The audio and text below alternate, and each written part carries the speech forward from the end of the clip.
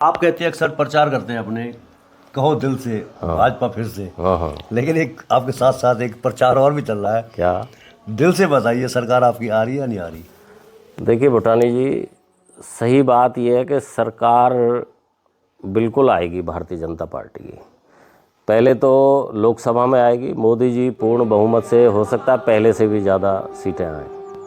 और क्योंकि देश के लोगों में मोदी जी के प्रति बहुत बड़ी आस्था है और उनके त्याग और तपस्या को देखते हुए आज से पहले, मैं किसी का नाम नहीं लूँगा, गांव का अगर सरपंच भी बन जाता है तो उसके परिवार के लोग अपने आप को सोचते हैं कि भाई पता नहीं आप लोग क्या बन गए हो।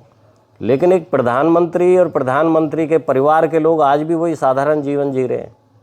तो ये सब बहुत बड़ी चीज़ें हैं, इनको हर आदमी सोचता है और उनका जो प्रभाव है उस सोच का, वो प्रत्येक भारतीय के ऊपर है। मोदी जी के पीछे आप जनता को देखिए ना।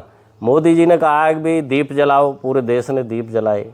मोदी जी ने कहा झंडे लगाओ राष्ट्रीयता के, सबने झंडे लगाए। मोदी जी ने कहा ताली बजाओ, ताली बजाई।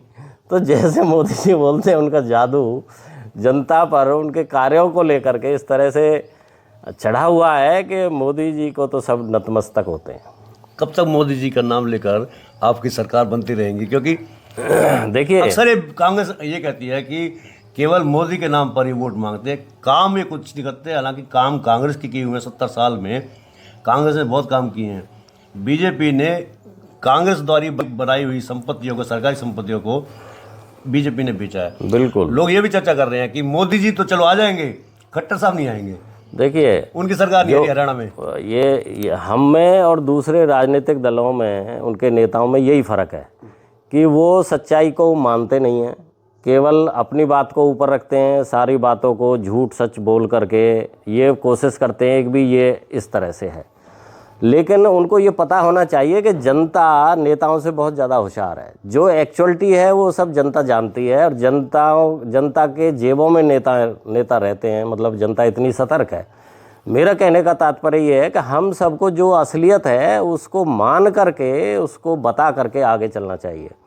पूर्व की सरकारों ने खूब काम किए, हम कब कहते नहीं किए।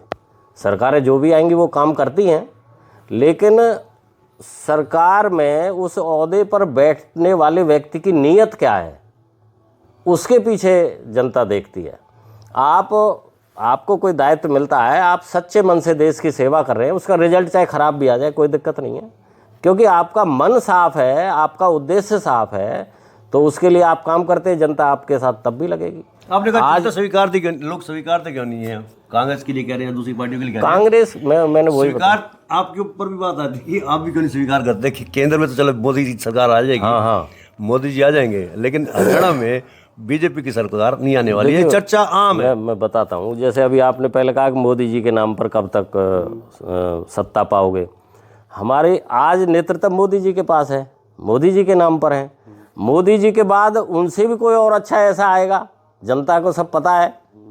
योगी जी की चर्चाएं होती हैं।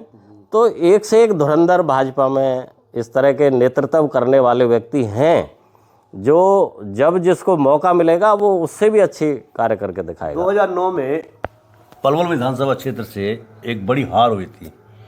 हरियाणा के कद्दावर नेता करण सिंह दलाल 2009 में चुनाव हार गए थे। उस चुनाव को ये नहीं कहा गया था कि सुभाष चौधरी जी या इनेलो की चुनाव जीती है। उसमें ये कहा गया था कि एंटी करण सिंह दलाल, यानी कि करण सिंह दलाल को करण सिंह दलाल ने ही हराया है। बिल्कुल, एंटी इनकम्बेंसी करण दलाल। अब जिले में, लोकसभा में कमोबेश स्थिति है। मोदी जी के नाम पर 2 बार सांसद बनने वाले कृष्णपाल गुर्जर के बारे में ये कहा जा रहा है कि इस बार 2024 का जो चुनाव होगा, एंटी इनकम्बेंसी कृष्णपाल गुर्जर होगा। कृष्णपाल गुर्जर को मतदाता पसंद नहीं कर रहे हैं, इसलिए काठ की हंडिया बार बार नहीं चढ़ा करती। ये कांग्रेस और आम आदमी पार्टी कह रही है कृष्णपाल गुर्जर की इस बार हार होगी। देखिए, कांग्रेस ही तो कोई भी आरोप लगाएंगे और इनका काम ही आरोप लगाना है। ये असलियत पर नहीं जाते, धरातल की नहीं सोचते, केवल आरोप लगाओ और अपनी बात कहो।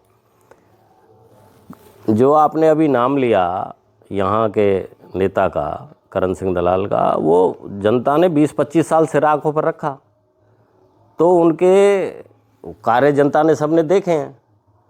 कृष्णपाल जी के बारे में ठीक है, एंटी इनकम्बेंसी बनती है और जनता बदलाव के लिए बहुत सारे लोग ये होते हैं कि भी अब की बार इनको देखा, अब की बार इनको देखो। तो उसके चलते भी, एंटी इनकम्बेंसी के चलते भी कृष्णपाल जी भारी मतों से जीतेंगे। और मैंने अभी आपको बताया कि लोग मोदी जी का नेतृत्व चाहते हैं। कृष्णपाल जी जीतेंगे तभी तो मोदी जी को नेतृत्व मिलेगा। नहीं, अगर मोदी जी के नाम पर वोट लेने तो कृष्णपाल गुर्जर ही क्यों? दूसरे बड़े नेता हैं, राजेश नागर जी हैं, विपुल गोयल जी हैं, और भी नेता हैं, ये उनके बारे में आजकल बहुत ज़्यादा चर्चाएं चल रही हैं। देखिए, ये विषय, ये संगठन के जो हमारा नेतृत्व करता है, बड़े जो हमारे पदाधिकारी हैं उनका है, ये हमारे से ऊपर का विषय है।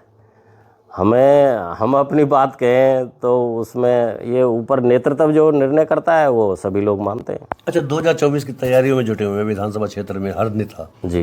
पलवल विधानसभा क्षेत्र से बीजेपी कम से कम आधा दर्जन, बल्कि एक आध दो फालतू भी हो सकते हैं, हाँ जी। सक्रिय, उनमें एक आप भी हैं। जी। दीपक मंगला जी की टिकट कटना भी बड़ी टेढ़ी खीर है। कहते हैं ना, मोदी है तो मुमकिन है।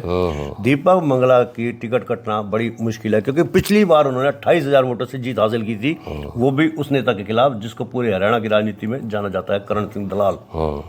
ऐसा कहा जा रहा है कि दीपक मंगला जी की टिकट कटना बड़ी मुश्किल है, लेकिन जो नेता सक्रिय हैं वो केवल चेयरमैनी के लिए दाव खेल रहे हैं। देखिए भूटानी जी, जो अभी आपने प्रश्न किया, हर एक नेता कार्यकर्ता अपने अपने लिए कोशिश करता है, भरसक प्रयास करता है।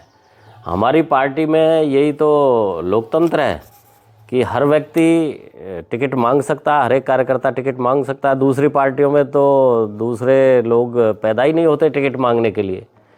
और जहाँ तक टिकट कटने की, और ये सब नेतृत्व देखता है, संगठन देखता है। टिकट कटना या देना, ये सब हमारा संगठन जिसको आदेश देता है। पूर्व में कई मंत्रियों की भी टिकटें काट दी गई, तो ऐसा कुछ नहीं है किसकी कटेगी किसको मिलेगी। ये जो संगठन जिसको भी, जिसके ऊपर वो दायित्व देगा, हम सब मिलकर के कार्य करेंगे। ऋषि जी, आप तैयारी करें 2024 के चुनाव की। जी। 2014 में भी आपने ट्राई किया था, 2019 में भी, तीसरी टर्म में आप ट्राई कर रहे हैं। टिकट तो भविष्य की बात है, लेकिन अगर टिकट आपको मिलता भी है बीजेपी का, तो आप कौन कौन से ऐसे कार्य हैं पलवल विधानसभा क्षेत्र के लिए जिसको आप करना चाहेंगे? जी भूटानी जी, सबसे पहले तो मैं परमात्मा से ये विनती करूँगा कि आपकी बात को फलीभूत करे, परमात्मा मुझे ऐसा अवसर दे। और कार्य करने की जो बात है, कार्य कोई एक नहीं होता। जब व्यक्ति को दायित्व मिलता है, उसके सामने अनेकों चुनौतियां होती हैं और अनेकों कार्य होते हैं। मेरी आदत वायदा करने की नहीं है। वायदा तो पूर्व के नेताओं ने कर रखे हैं जो आज तक पूरे नहीं हुए। आपको खूब ध्यान होगा, आप बहुत पुराने पत्रकारिता में भी हैं और पूरी जनता के संपर्क में रहते हैं। पूर्व के नेताओं ने वायदे कर रखे थे कि भी आप यहाँ खेतों में गंगा का पानी लाएंगे, पलवल को पेरिस बनाएंगे और डीसीएसपी को पेड़ों से उल्टा लटकाएंगे। इस तरह की ये झूठे वायदे करना या इस तरह की बातें कह करके उनको पूरा नहीं करना, जनता सबको जानती है। अपनी आदत कभी भी इस तरह की नहीं है, वायदे करने की नहीं है। अपनी आदत काम करने की है। जब परमात्मा मौका देगा तो ऐसा काम करके दिखाएंगे कि जो जनता ये कहेगी, शाबाशी देगी कि भाई हाँ, हमारा सेवक ऐसा होना चाहिए। ये बातें कर करके तो आपने 2019 का चुनाव जीता है, 28,000 वोटों से आपने हराया है करण सिंह दलाल को। इन बातों को कर करके तो हराया। अपनी बताइए कि आप सड़क ले आएंगे पेरिस की तरह? नहीं, वो वायदे लटका देंगे आप? नहीं। अगर आप नहीं करेंगे तो आपके मन में ऐसी क्या योजनाएं हैं जो आप करना चाहेंगे पलवल विधानसभा क्षेत्र के देखिए, लिए? मैंने वही कहा, मैंने आप जो आपका प्रश्न था उसका जवाब दिया कि अपनी आदत वायदे करने की नहीं है। उस समय जब ये मौका आएगा, फिर हमारे सामने जो कार्य होंगे, इतने कार्य होते हैं, एक से एक अच्छा कार्य होता है, उसको हम मुस्तैदी से पूरा समय लगा करके अपनी जी जान से और एक सच्चे सेवक के रूप में जनता की सेवा करेंगे। उस समय जनता को पता लगेगा, तब शाबाशी देगी जनता कि हाँ, हमारा सेवक ऐसा होगा। अच्छा, आपका दिनचर्या शुरुआत हो जाती है दिन भर बतारियों में, शादी विवाहों में जाने में और जसोटन आदि में, दूसरे कार्यक्रमों में, उद्घाटन वगैरह में भी जाने का मौका मिलता है। लोग आपको बड़े उलाहने करते होंगे कि ये काम नहीं हुआ, ये सड़क नहीं बनी, ये नहीं बना, रसूलपुर रेलवे रोड नहीं बना, तो मसरा वाला वो नहीं बना, पुल पुल नहीं बना। तो कई चीज़ें ऐसी हैं जो आपको सीधा शिकायत सुनने का मौका मिलता होगा। देखिए भूटानी जी, मैं एक सामाजिक कार्यकर्ता के रूप में, क्योंकि अपना संपर्क बहुत विशाल है, और आपको सच बताऊं तो मैं कम से भी कम 200-250 किलोमीटर की एवरेज मेरी रोज़ की आती है। सुबह निकलता हूं, शाम हो जाती है, रात हो जाती है घर में आते आते, क्योंकि दोनों ज़िले पलवल भी और फरीदाबाद भी अपना संपर्क 36 बिरादरी में सब जगह, जहाँ भी हमें दुख सुख की सूचना मिलती है, किसी की खुशी है, किसी का शादी ब्याह है, किसी की और कोई बात है, किसी की समस्या है, तो सुबह से शाम तक ये जनसंपर्क चलता है। और ये आज से नहीं चल रहा, ये मेरे पिताजी के समय से चल रहा है। पिताजी ने, उनकी ज़िंदगी चली गई वो सेवा करते करते, और हमारी भी आधी सी उम्र हो गई। बिल्कुल, आपके पापा श्री पंडित किशन चंद्र जी वो राजनीतिक कम थे, पंचायती ज़्यादा थे। हाँ, उनका पंचायत में ही ज़्यादा उनका सक्रिय जीवन रहा है। राजनीतिक तौर पर कांग्रेस में रहे हैं, लेकिन हरियाणा विकास पार्टी में भी रहे हैं, लेकिन उनका जो ज़्यादातर सक्रिय जीवन था वो पंचायती था। बिल्कुल। बड़ी बड़ी पंचायतें निपटाना, बड़ी बड़ी पंचायतें करना, और दूसरी बात सामाजिक जीवन में उनका जीवन रहता था। लेकिन जब आप जाते होंगे, इस अगर मैं बात करूँ रसूलपुर रेलवे ओवरब्रिज की तरफ की, लोहागढ़ बड़ौली इस तरफ जाते होंगे, तो आप रास्ते बदल बदल के जाते होंगे, काफ़ी टाइम भी खर्चा जाता होगा। हाँ, बहुत परेशानी होती है। समझिए आप कि वहाँ के लोगों को कितनी परेशानी हो रही होगी।